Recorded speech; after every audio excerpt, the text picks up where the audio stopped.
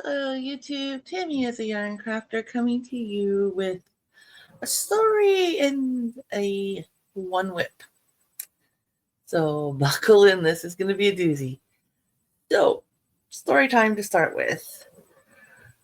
Sorry, but I'm only going to have one whip for you guys today because as of last night, I finished two projects that I kind of spent this past week working on, and they're off to the side here, ready for Friday. So, Erin over at Crafting Kitty started this collab 3 years ago now. Yeah, this is the third one she's done. And unfortunately, I cannot off the top of my head remember the other person she does this with. I don't think I follow that person, and maybe I should go check them out. But the first year she did the theme, well, they did the theme unicorn. And they had this really cute blanket they were both making, but putting their own color idea into it. And did it as a make along, and we could make a blanket, didn't have to be that one, or an amigurumi, or anything along that idea. Or if you spun yarn and, kind of gave you the unicorn vibe. Well, I had this one yarn, I believe it was, I want to say Red Heart Unforgettable, but don't recall that's what it was called or not. But it was very bold, beautiful teals and purples and a fuchsia, and then there was a green in it, and I can't remember all the colors. It was just very vibrant, very beautiful colors, and to me, it kind of gave me the unicorn vibe. I made a broomstick stitch scarf with it, and I sent it in, like emailed it in. Now, on my behalf, oops, I kind of did a kind of mistake when I sent it in. And I did not let Erin know that it was being entered in, or I wanted it entered into the unicorn make along / giveaway. And I was still kind of new to her channel at that point. Well, when it came to the end and she did her slideshow and a giveaway and such that she did for it, I was not entered. And I was upset. I was hurt. I will admit it at the time. And I did let her know she missed me. Well, then I guess she ended up feeling bad and talked to her husband, Brian, and decided they were going to send me a little something and wanted my address. And I wasn't giving it to her because by then I realized I was in the wrong. I did not inform her this is why I was sending her this picture. So I wouldn't accept a gift from her and her husband. And finally she gave up because I did tell her I was also in the wrong. I should have verified this is what I'm sending you this for. So past that year into the second year. Second year, it was dinosaurs. Whereas I think she called it Dino-tastic. And her same other person got together, found this really cute dinosaur blanket. Now it was done in two different styles of stitches. She made the one, her friend made the other one. Again, you could participate. I had made this really cute green dinosaur, probably about 16 inches tall. He was a good sized dinosaur, like very good sized dinosaur. And then the scales all the way down its head and down its back and its tail. I did like the green was kind of like a muted green, and the gray scales were kind of muted. They were from the same color shade palette, I think. So I entered it like that one last year, didn't win, but that's okay. I still had fun making it. Love making amigurumis. That one was simple, didn't have a whole lot of sew-on parts, and so on. Come to this year. Now, when she does these, or when they do these, it's usually for about 3-4 months that you have to make something and enter it. This year, the theme that we went with is dragons. And I thought, okay, that sounds like a lot of fun. Let's get on the DIY site that I always use and see what I can find. And oh, that site is like, you get down that rabbit hole and there's no recovering from it kind of thing. So I got on it, I got looking, and I found a few different amigurumis I thought were kind of cute, and I try to work within my stash if possible. I don't have a whole lot of stuffing. Like literally at this moment, this is all the stuffing I have. This little Ziploc bag. I don't have much. I do need to actually maybe this weekend go and buy a new pillow, so I've got more stuffing available to me for amigurumis. So that, yeah, I've got a few months to make it. I could do an amigurumi, but I hemmed it hard and kind of put that on the back burner for the time being. I'm sorry, my phone is ringing. You guys can hear that or not. So then I got looking at some silhouettes, graphs type ideas with the picture being different dragon silhouettes. So I got looking at them, and oh boy, there was a lot of them. I thought, I want one that's just, one color for the dragon, one color for the background. And I found one I really liked, and it was 50 squares across by 50 squares tall. I would love to have done it in a corner to corner because then it would have given me actually a decent little size blanket because it would have been wider and taller than single crochet. But again, trying to work within my means of what I have available. So I started one single crochet across and then realized 50 stitches isn't going to be enough. It was very tiny. Yeah, we want to make it bigger. So I ripped it out, started again, decided to add 10 stitches to either side. So that made it 70 wide. And I did 10 rows at the bottom of just the solid one color of the background. So that it'd be 70 tall. I got started into said pattern or the silhouette. And then I didn't touch it for a day or so. And then when I went to go pick it up yesterday, I sat there and thought, got a 4.5 millimeter hook sitting here on my laptop. And one of the projects I do have here that's in my bag is the corner blanket I'm making. And I know that one's a 5.0 hook. And I know I used it for something else, but I'm not sure if it was that silhouette. And I end up putting the hook away with the blanket that I know of for sure I'm using that hook with. But one of the projects I do have here that is finished, that, yeah, like I said, we'll see Friday.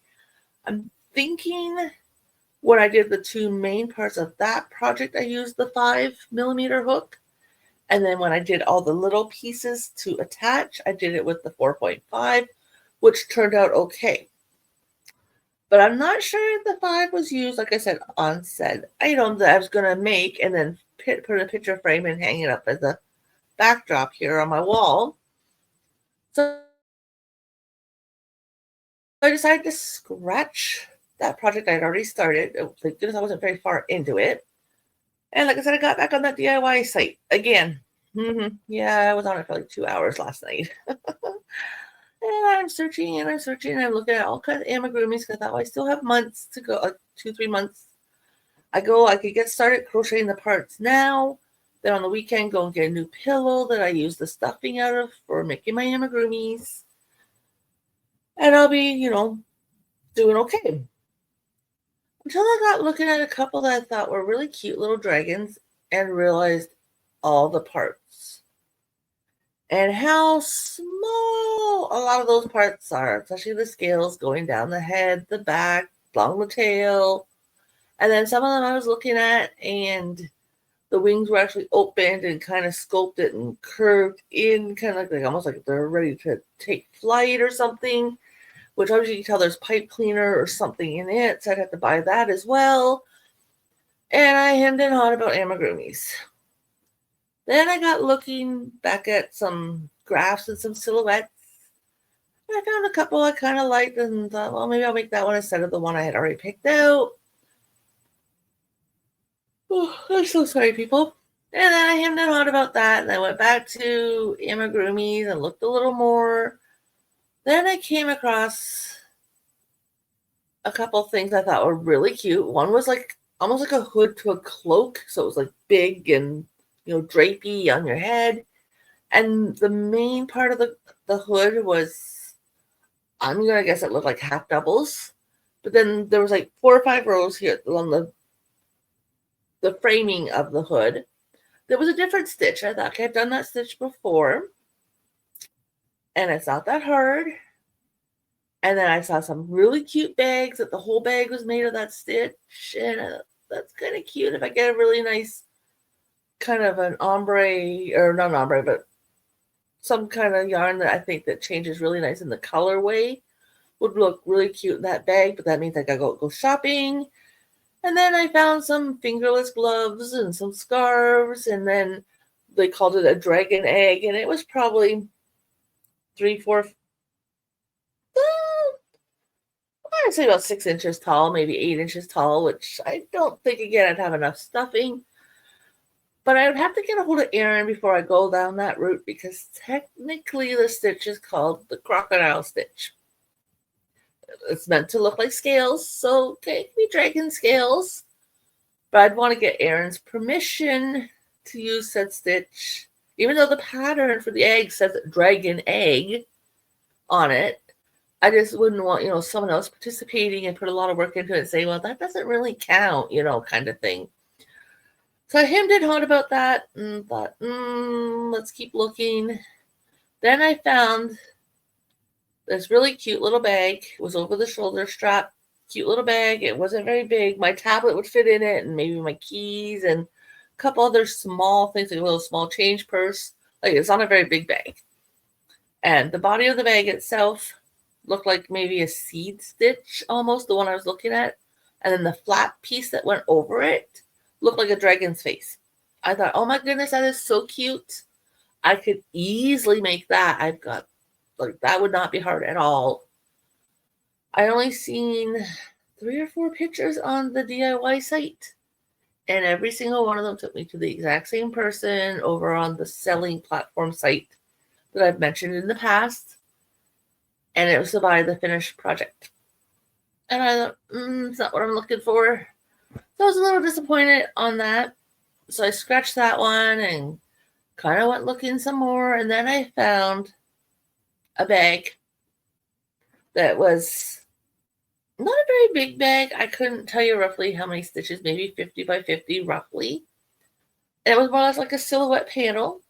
I don't know if the back one was silhouette or solid. And then when they sewed it together, they did like a wide strip about 2 inches or so. And then they started at the top of the edges and they went down, and then so they went down the sides and then across the bottom and then up the other side to make it like a box type bag. I thought, I love it. Love it, love it, love it. I now know what I'm making. But I'm not going to do the strip down. I'm just going to do 2 panels, one with the silhouette on it, the other one just solid.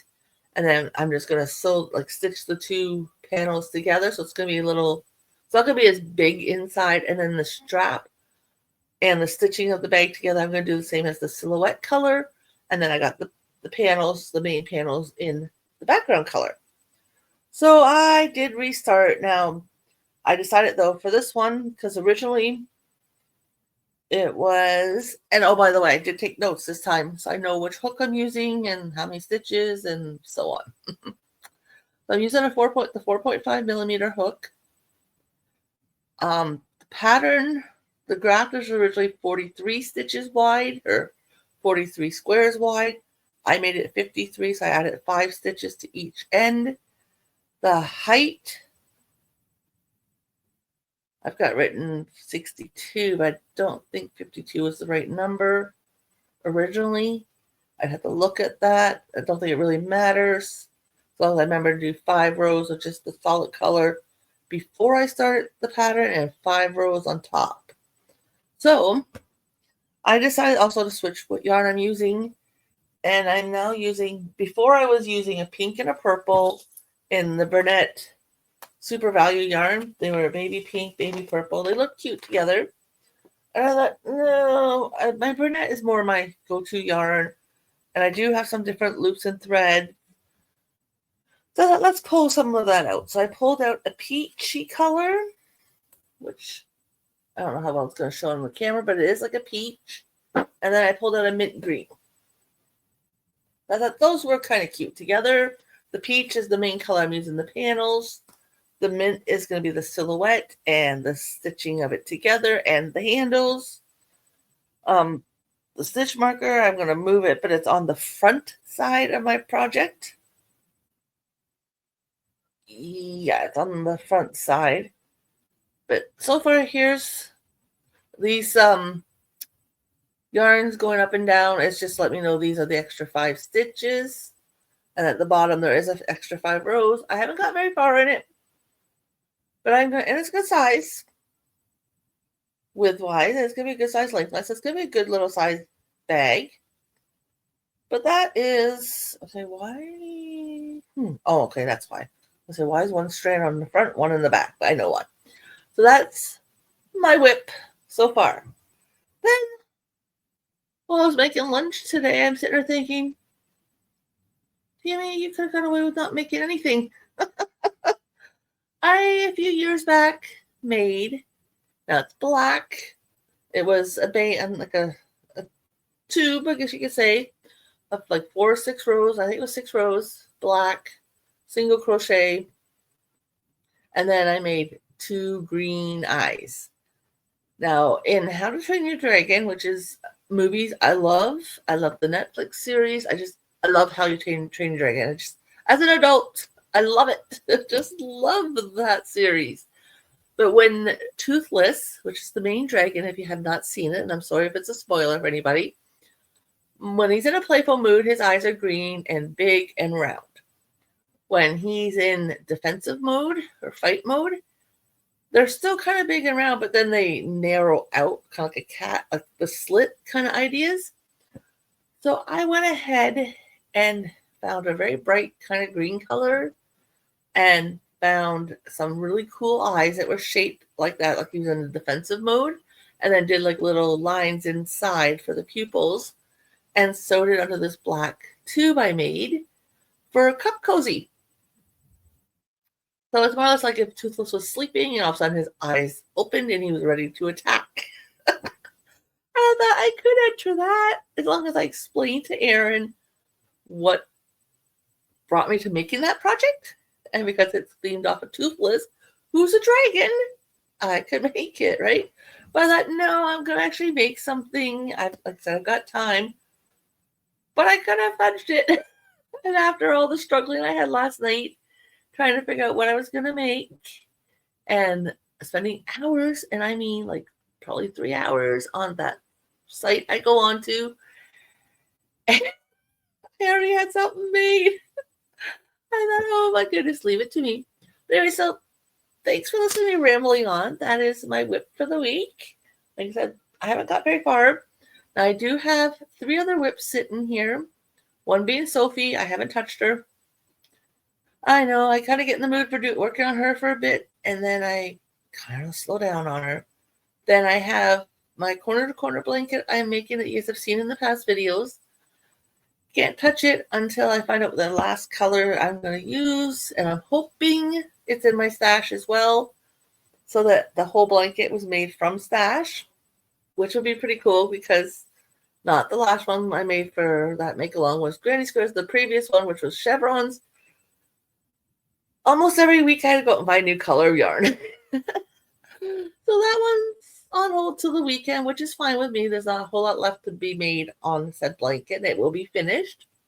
I should have that one up hopefully next Friday as a finished object. Then for out of the blue, I decided to cast on another pair of socks. And I did the cast on, and I do toe up. And I only got the first round of toes, which is 20 stitches per sock, so I did 40 stitches. Not worth showing to you right now. Haven't really made much of a progress on it. And then, like I said, I got 2 FO projects here. That's kind of what I spent my week working on, and you'll see those on Friday. So everybody have a good day. I've kept you long enough. Thanks for listening. Thanks for watching. If you wouldn't mind, give me a thumbs up or maybe a comment. I'd appreciate it. And I will see you guys all later. Bye for now.